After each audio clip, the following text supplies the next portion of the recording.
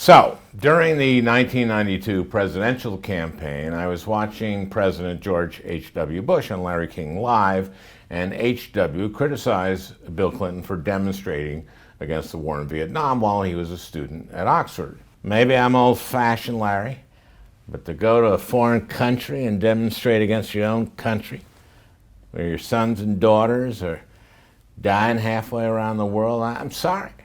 I just don't like it. To anyone watching it, it was fair or not an attack on Clinton's patriotism. So the next day I'm watching Rush Limbaugh's TV show. Rush had a short-lived TV show. And Limbaugh shows this headline from the New York Times: Bush assails Clinton's patriotism during Vietnam protest era. Then Rush bellows about the liberal media. He didn't assail Clinton's patriotism. Now let's roll Bush on Larry King. Last night, and you be the judge. Did he attack Governor Clinton's patriotism here? So Rush rolls a 20-second clip from a totally different part of the interview, and with great umbrage barks, I didn't hear one assault on patriotism. I didn't hear one word or syllable questioning Bill Clinton's patriotism. Cut to 120 idiots applauding. Now, I had never seen this technique before, proving someone didn't say something at the 5-minute mark of an interview by showing the 12-minute mark of the interview. It was not just insanely dishonest, it seemed to me kind of insidious.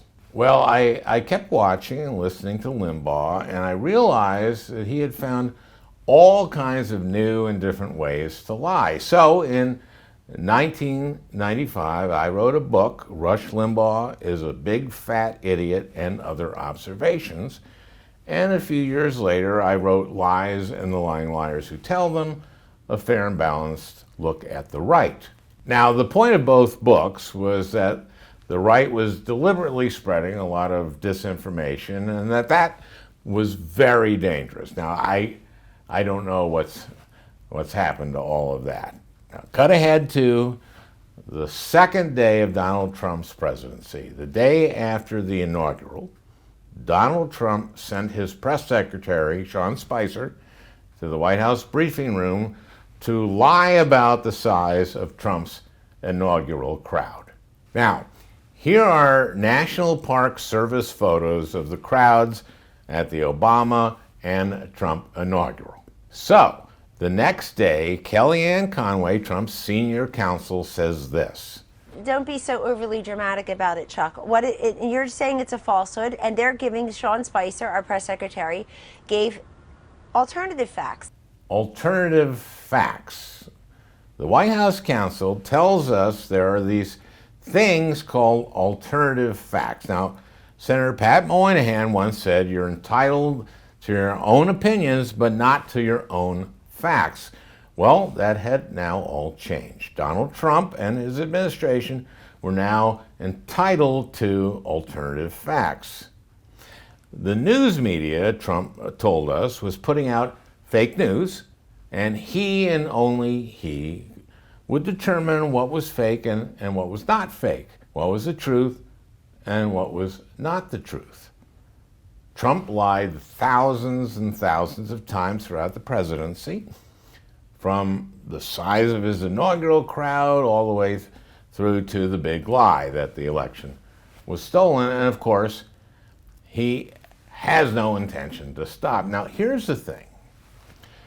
2/3 of Republicans now believe the big lie.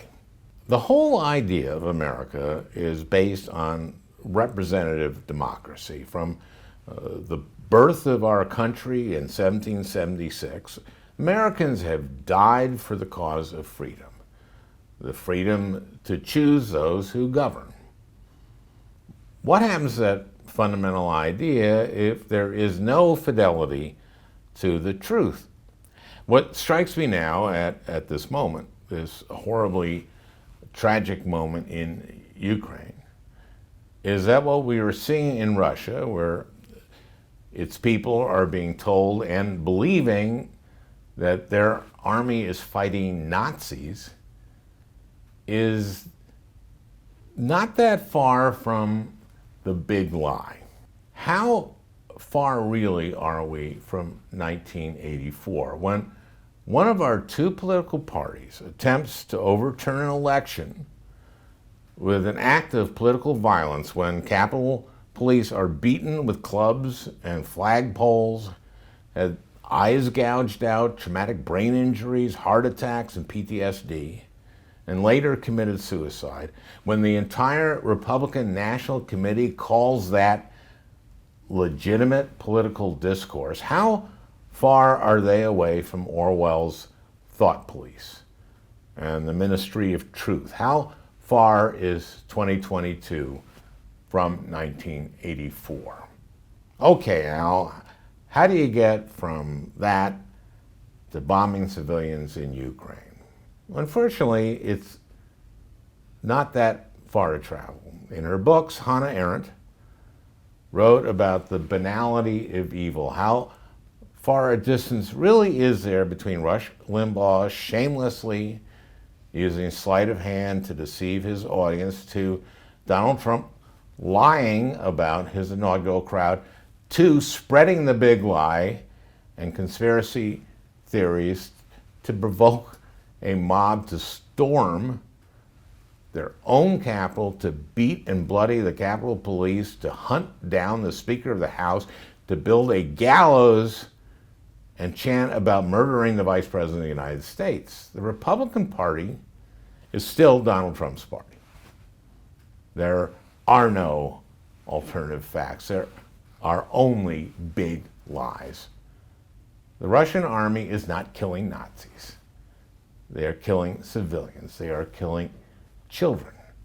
Donald Trump did not win the 2020 election. He lost it. And as long as he remains the odds-on favorite for the 2020 Republican nomination, as long as his party is committed to suppressing votes, to taking over the administration of elections, to writing laws that allow Republican state legislatures to overturn the results of our elections, we are headed down a steep, treacherous road. We are at a point we could not imagine just a few short years ago. Let's not lose our democracy, our freedom, because of a failure of imagination.